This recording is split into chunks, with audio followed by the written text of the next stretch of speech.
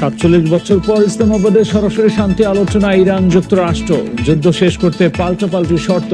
শিগগিরই হরমুজ খোলার আশা, প্রণালী দিয়ে পার হওয়া জাহাজ ও ট্যাঙ্কার থেকে টোল নেওয়া হবে ইরানি রিয়ালে, জানালো ইরানের নিরাপত্তা কমিশন।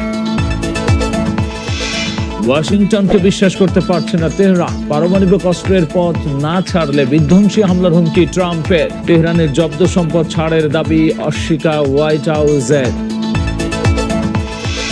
ইস্টার সানডে উপলক্ষে ইউক্রেনে ৩২ ঘন্টার যুদ্ধবিরতির ঘোষণা রাশিয়ার। শনিবার থেকে কার্যকর, কিয়েভের সম্মতি ১,০০০ ইউক্রেনীয় সেনার মরদেহ হস্তান্তর মস্কো। অবিশ্বাস সন্দেহ নিয়েই ইসলামাবাদের শান্তি আলোচনায় ইরান ও যুক্তরাষ্ট্র। ৪৭ বছর পর একই টেবিলে বসেছেন দুই দেশের প্রতিনিধি। লেবাননের যুদ্ধবিরতি সহ ১০ দফা শর্ত দিয়েছে তেহরান, আর ওয়াশিংটনের পক্ষ থেকে ১৫ দফা দাবি তুলে ধরা হয়েছে। এর আগে যুক্তরাষ্ট্র ও ইরানের প্রতিনিধি দলের সঙ্গে আলাদা বৈঠক করেছেন পাকিস্তানের প্রধানমন্ত্রী শাহবাজ শরীফ। অন্যদিকে ইরানের জব্দ সম্পদ ফেরত দিতে যুক্তরাষ্ট্র সম্মত হয়েছে। রয়টার্সের এমন দাবি সত্য নয় বলে জানিয়েছে হোয়াইট হাউস। নজরবিহীন নিরাপত্তায় ইসলামাবাদের হোটেল সেরেনায় শুরু হয় যুক্তরাষ্ট্র ও ইরানের শান্তি আলোচনা। পাকিস্তানের মধ্যস্থতায় দুই দেশের বৈঠকের দিকে নজর গোটা বিশ্বের। পরোক্ষ আলোচনার পাশাপাশি ওয়াশিংটন ও তেহরানের প্রতিনিধিরা সরাসরি আলোচনায় অংশ নেয় বলে জানায় পাকিস্তানের রাষ্ট্রীয় টেলিভিশন পিটিভি। এর আগে শুক্রবার মধ্যরাতে ৭১ সদস্যের প্রতিনিধি দল নিয়ে পৌঁছান ইরানের স্পিকার মোহাম্মদ বাগের গালিবাফ ও পররাষ্ট্রমন্ত্রী আব্বাস আরাকচি। তারা বিমানের প্রতিটি ফাঁকা আসনে তেহরানের মিনাপ স্কুলে ওয়াশিংটন তেল আবিবের যৌথ বিমান হামলায় নিহত শিক্ষার্থীদের ছবিও নিয়ে আসেন। এর আগে শান্তি আলোচনার অংশ হিসেবে মার্কিন ভাইস প্রেসিডেন্ট জেডি ভ্যান্সের নেতৃত্বে যুক্তরাষ্ট্রের একটি প্রতিনিধি দল পাকিস্তানের প্রধানমন্ত্রী শাহবাজ শরীফের সঙ্গে বৈঠক করেন। বৈঠকে শাহবাজ শরীফ আশা প্রকাশ করেন এই সংলাপ মধ্যপ্রাচ্যে টেকসই শান্তি প্রতিষ্ঠার ক্ষেত্রে একটি ভিত্তি হিসেবে কাজ করবে। স্টিভ উইটকফ এবং জেরেড কুশনার সহ শীর্ষ মার্কিন কর্মকর্তারাও বৈঠকে উপস্থিত ছিলেন। মার্কিন ভাইস প্রেসিডেন্টের পাশাপাশি ইরানের স্পিকার মোহাম্মদ বাকের গালিবাফ এবং পররাষ্ট্রমন্ত্রী আব্বাস আরাকচির নেতৃত্বে একটি ইরানি প্রতিনিধি দলের সঙ্গেও বৈঠক করেন শাহবাজ শরীফ। আলোচনার টেবিলে ইরানের পক্ষ থেকে ১০ দফার প্রস্তাব রাখা হয়েছে, আর যুক্তরাষ্ট্রের পক্ষ থেকে ১৫ দফা তুলে ধরা হয়েছে। এর মধ্যে ইরানের পারমাণবিক কর্মসূচি, অর্থনৈতিক নিষেধাজ্ঞা প্রত্যাহার এবং হরমুজ প্রণালীর নিয়ন্ত্রণ ইস্যুগুলো প্রাধান্য পায়। যুক্তরাষ্ট্র যেখানে পারমাণবিক কার্যক্রমে কঠোর সীমাবদ্ধতা চেয়েছে, ইরান সেখানে নিজেদের সার্বভৌমত্ব রক্ষা ও জব্দ করা অর্থ ফেরত পাওয়ার দাবিতে অনড়। এর আগে ইরান পক্ষ স্পষ্ট করেছে আলোচনায় তারা সদিচ্ছা নিয়ে এলেও যুক্তরাষ্ট্রের প্রতি আস্থা নেই। ইরানের স্পিকার মোহাম্মদ বাকের গালিবাফ জানিয়েছেন, অতীত অভিজ্ঞতায় ওয়াশিংটনের প্রতিশ্রুতি ভঙ্গই তাদের প্রধান উদ্বেগ। তেহরানের দাবি প্রকৃত চুক্তি হলে তবেই তারা পূর্ণ সহযোগিতা করবে, না হলে আলোচনা এগোনো কঠিন হবে। এদিকে কাতারে ইরানের জব্দ করা সম্পদ ফেরত দিতে যুক্তরাষ্ট্র সম্মত হয়েছে বলে ইরানি সূত্রের বরাতে জানায় বার্তা সংস্থা রয়টার্স, যদিও এমন দাবি অস্বীকার করেছে হোয়াইট হাউস। আলোচনার মধ্যেই সংঘাতময় পরিস্থিতি দেখা গেছে লেবানন সীমান্তে। ইসরায়েলি অবস্থানে রকেট হামলার দাবি করেছে হিজবুল্লাহ। ইসরায়েলি বাহিনীও লেবানন থেকে ড্রোন ও ক্ষেপণাস্ত্র হামলার কথা জানিয়েছে। এই সংঘাত যুক্তরাষ্ট্র ও ইরান আলোচনায় লেবানন ইস্যুকে আরও চাপ হিসেবে সামনে নিয়ে এসেছে। এরই মধ্যে মঙ্গলবার ওয়াশিংটনে লেবানন ইসরায়েল যুদ্ধবিরতি নিয়ে বৈঠকে হিজবুল্লাহ উপস্থিত থাকলে আলোচনায় না বসার কথা জানিয়েছে তেল আবিব। এদিকে যুক্তরাষ্ট্রের সঙ্গে বৈঠকের আগে ইরানকে কড়া হুঁশিয়ারি দিয়েছেন মার্কিন প্রেসিডেন্ট ডোনাল্ড ট্রাম্প। আলোচনায় সমাধান না এলে তেহরানকে ছাড়াই হরমুজ প্রণালী খুলে দেওয়া হবে বলে জানান তিনি। ইরানকে পরমাণু অস্ত্র অর্জন করতে না দেওয়াই যুক্তরাষ্ট্রের প্রধান লক্ষ্য বলে জানান মার্কিন প্রেসিডেন্ট। মধ্যপ্রাচ্যে সংঘাত বন্ধে কূটনৈতিক প্রচেষ্টার মাঝেই ইরানকে কড়া ভাষায় সতর্ক করেছেন মার্কিন প্রেসিডেন্ট ডোনাল্ড ট্রাম্প। বিশ্বের অন্যতম গুরুত্বপূর্ণ বাণিজ্যিক রুট হরমুজ প্রণালী নিয়ে তিনি হুঁশিয়ারি দিয়ে বলেন, আন্তর্জাতিক এই জলপথ ইরান বন্ধ করে রাখলেও তা খুব শিগগিরই উন্মুক্ত করা হবে। এক্ষেত্রে তেহরানের সহযোগিতা ওয়াশিংটন তোয়াক্কা করছে না বলে মন্তব্য তার। ইরানের সাথে সম্ভাব্য চুক্তির প্রধান শর্ত হিসেবে পারমাণবিক নিরস্ত্রীকরণকে অগ্রাধিকার দিচ্ছেন ট্রাম্প। তিনি জানান, আলোচনার পুরোটাই নির্ভর করছে ইরানকে পরমাণু অস্ত্র অর্জন থেকে বিরত রাখার উপর। দেশটির সামরিক সক্ষমতা এবং ক্ষেপণাস্ত্র শক্তি ধ্বংস করা হয়েছে বলেও দাবি করেন ট্রাম্প। সাংবাদিকদের সঙ্গে আলাপকালে ট্রাম্প ইরানের সঙ্গে দীর্ঘদিনের অমীমাংসিত আলোচনার কঠোর সমালোচনা করেন। বলেন, বিভিন্ন মার্কিন প্রেসিডেন্টের সাথে ইরান শুধু আলোচনা করে সময় নষ্ট করেছে, তবে তার প্রশাসন সেই পথে হাঁটবে না। হরমুজ প্রণালী নিয়ন্ত্রণের জন্য হেলিকপ্টার ও নিরাপদ পথের মাধ্যমে জাহাজ চলাচলের ব্যবস্থা করা হবে বলে জানিয়েছে ইরান। তবে আন্তর্জাতিক আইন ও অন্যান্য দেশের আপত্তি এই প্রোটোকল বাস্তবায়নকে জটিল করে তুলছে। প্রণালীটির ব্যবস্থাপনায় ইরান একটি নতুন পর্যায়ে প্রবেশ করেছে বলে জানান দেশটির সর্বোচ্চ ধর্মীয় নেতা। বিশেষ প্রোটোকল মেনে দিনে সর্বোচ্চ 15টি জাহাজ চলাচল করতে পারবে বলে জানিয়েছে তেহরান। অন্যদিকে মার্কিন প্রেসিডেন্ট বলেছেন, হরমুজ দিয়ে চলাচলে কোনো ফি আরোপ করতে পারে না ইরান। যুদ্ধবিরতির জন্য 10 দফা প্রস্তাবের অংশ হিসেবে হরমুজ প্রণালীতে টোল বসানোর কথা জানায় ইরান। জাহাজ প্রতি $1 থেকে $2 মিলিয়ন বা তেলের প্রতি ব্যারেল ভিত্তিতে শুল্ক বসানোর পরিকল্পনার কথা জানায় দেশটি। অর্জিত অর্থ অবকাঠামো পুনর্নির্মাণে ব্যবহার করতে চায় তারা। তবে এই পরিকল্পনায় রাজি নয় ওমান। ইরানের পররাষ্ট্রমন্ত্রী আব্বাস আরাকচি বলেছেন, 2 সপ্তাহের যুদ্ধবিরতি চলাকালীন হরমুজ প্রণালীর নিরাপদ চলাচল নিশ্চিত করা হবে ইরানি সেনাবাহিনীর সমন্বয়ে। Islamic Revolutionary Guard Corps IRGC একটি নতুন মানচিত্র প্রকাশ করেছে। সেখানে জাহাজগুলোকে ওমানের পাশের প্রচলিত রুট থেকে দূরে ইরানের উত্তর উপকূলে নিয়ে যাওয়া হয়েছে।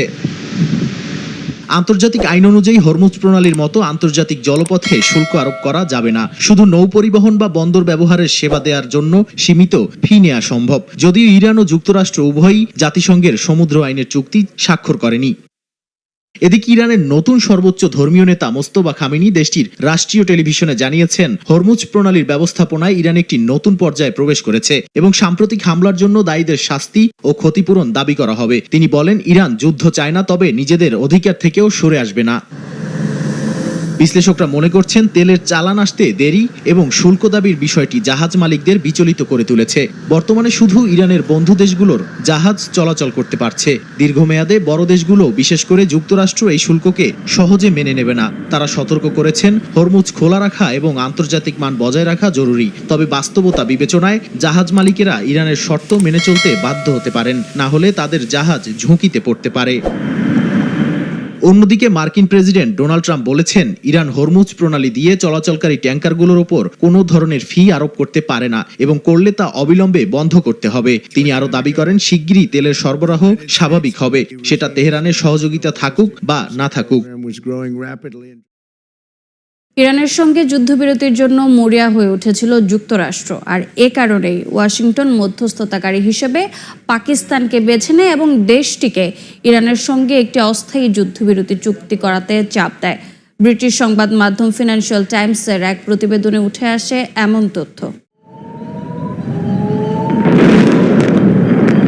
ইরানের সঙ্গে যুদ্ধবিরতি নিশ্চিত করতে যুক্তরাষ্ট্র পরিকল্পিতভাবে পাকিস্তানকে মধ্যস্থতাকারী হিসেবে ব্যবহার করে। ইসলামাবাদকে তেহরানের সঙ্গে একটি অস্থায়ী যুদ্ধবিরতি চুক্তির জন্য চাপ দেন মার্কিন প্রেসিডেন্ট ডোনাল্ড ট্রাম্প। ব্রিটিশ সংবাদ মাধ্যম ফিনান্সিয়াল টাইমসের এক প্রতিবেদনে উঠে আসে এমন তথ্য।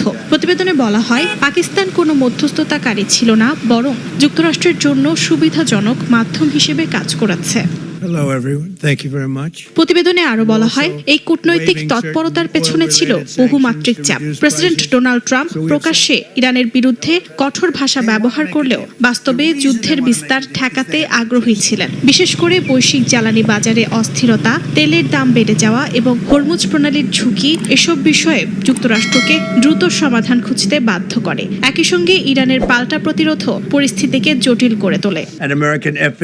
ফিনান্সিয়াল টাইমস জানায়, কয়েক সপ্তাহ ধরেই ট্রাম্প প্রশাসন পাকিস্তানের ওপর চাপ দিচ্ছিল যাতে তারা ইরানকে বুঝিয়ে যুদ্ধ থামানোর ব্যবস্থা করে এবং হরমুজ প্রণালী খুলে দেয়। ওয়াশিংটন ভেবেছিল পাকিস্তানের মাধ্যমে প্রস্তাব পাঠালে ইরান তা সহজে মেনে নেবে। বিশ্ব কূটনীতির কেন্দ্রবিন্দুতে এবার পাকিস্তান। যুক্তরাষ্ট্র ও ইরানের মধ্যে শান্তি আলোচনার মধ্যস্থতাকারী হিসেবে নজিরবিহীন গুরুত্ব পাচ্ছে দেশটি। এর মধ্য দিয়ে ইসলামাবাদের সামনে যেন কূটনৈতিক ঝুঁকি রয়েছে, তেমনি কৌশলগত লক্ষ্য অর্জনের সম্ভাবনাও রয়েছে। যুক্তরাষ্ট্র ইরান শান্তি আলোচনা ঘিরে কূটনৈতিক হাইস্টেক মঞ্চে পরিণত হয়েছে ইসলামাবাদ। হরমুজ প্রণালী সহ বৈশ্বিক সংকট নিরসনের চাবিকাঠি হয়ে উঠতে পারে এই বৈঠক, যেখানে কেন্দ্রীয় ভূমিকায় রয়েছে পাকিস্তান। পাকিস্তানের জন্য এই মধ্যস্থতা শুধু কূটনৈতিক অর্জন নয়, বরং এক ধরনের ভূরাজনৈতিক ঝুঁকি। বিশ্লেষকদের মতে আলোচনা ব্যর্থ হলে দেশটি আঞ্চলিক সংঘাতে জড়িয়ে পড়ার ঝুঁকিতে পড়তে পারে। একই সময়ে আফগানিস্তান ও ভারতের সঙ্গে বিদ্যমান উত্তেজনা পাকিস্তানের জন্য বহুমুখী নিরাপত্তা চ্যালেঞ্জ তৈরি করতে পারে।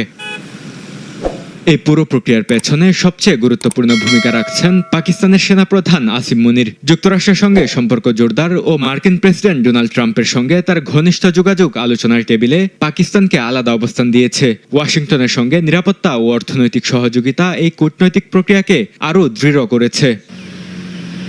পাকিস্তানের প্রধানমন্ত্রী শাহবাজ শরীফও ইরান, মধ্যপ্রাচ্য ও পশ্চিমা দেশগুলোর সঙ্গে যোগাযোগ রেখে যাচ্ছেন। দীর্ঘ সীমান্ত, ধর্মীয় ও সামাজিক সংযোগ, আঞ্চলিক নিরাপত্তা উদ্বেগ সব মিলিয়ে পাকিস্তানকে একটি মধ্যস্থতাকারী আস্থার জায়গা হিসেবে তুলে ধরার চেষ্টা চলছে। তবে বিশ্লেষকরা বলছেন, যুদ্ধবিরতি ভেঙে গেলে পুরো প্রক্রিয়াই অনিশ্চয়তার মুখে পড়তে পারে। ইরান যুক্তরাষ্ট্র যুদ্ধে কে হেরেছে বা কে জিতেছে সেই প্রশ্ন এখন আলোচনার তুঙ্গে। ব্রিটিশ গণমাধ্যম দ্য গার্ডিয়ান জানিয়েছে, সংঘাতে ভয়াবহ পরাজয় হয়েছে ইসরায়েলের প্রধানমন্ত্রী বিনয়ামিন নেতানিয়াহুর। যুদ্ধবিরতির সিদ্ধান্ত ইসরায়েলকে পুরোপুরি পাশ কাটিয়ে নেওয়া হয়েছে বলে অভিযোগ করেছেন দেশটির বিরোধী নেতারা। এছাড়া ইরানের বিরুদ্ধে যুদ্ধ ইসরায়েলের ইতিহাসের অন্যতম ব্যয়বহুল যুদ্ধ বলে শঙ্কা প্রকাশ করেছে স্থানীয় গণমাধ্যম। ইরান যুক্তরাষ্ট্রের সংঘাতে জড়িয়ে এবার নিজেদের বিছিয়ে রাখা জালেই ফেসে গেছে ইসরায়েল। দীর্ঘদিন ধরে ইরানের বিরুদ্ধে কঠোর অবস্থান, সামরিক হুমকি আর কূটনৈতিক চাপ সব মিলিয়ে যুদ্ধ বাঁধিয়ে দ্রুত জয় পাওয়ার ধূর্ত পরিকল্পনা করেছিলেন ইসরায়েলের প্রধানমন্ত্রী বিনয়ামিন নেতানিয়াহু। বাস্তবে সেই যুদ্ধ প্রত্যাশা অনুযায়ী দ্রুত শেষ না হলেও শেষ পর্যন্ত গড়িয়েছে এক অনিশ্চিত যুদ্ধবিরতির দিকে। ব্রিটিশ গণমাধ্যম দ্য গার্ডিয়ানের তথ্যমতে ইরানের শাসন পরিবর্তনের পূর্বাভাস দিয়েছিলেন নেতানিয়াহু, যদিও মার্কিন গোয়েন্দা সংস্থাগুলো সেটিকে হাস্যকর বলে উড়িয়ে দিয়েছিল। শেষ পর্যন্ত সেই আশঙ্কায় সত্য প্রমাণিত হয়েছে। এমনকি যুদ্ধবিরতির আগ মুহূর্তেও নেতানিয়াহু ট্রাম্পকে চাপ দিচ্ছিলেন সংঘাত চালিয়ে যেতে, কিন্তু চূড়ান্ত সিদ্ধান্তে ওয়াশিংটন অনেকটাই তেল আবিবকে পাশ কাটিয়ে গেছে বলেই বিভিন্ন সূত্রে দাবি উঠেছে। ইসরায়েলের ভেতর থেকে উঠছে তীব্র সমালোচনা। বিরোধী নেতা ইয়ার লাপিদ জানিয়েছেন, জাতীয় নিরাপত্তা সংক্রান্ত গুরুত্বপূর্ণ সিদ্ধান্তে ইসরায়েলের কার্যত কোনো ভূমিকাই ছিল না।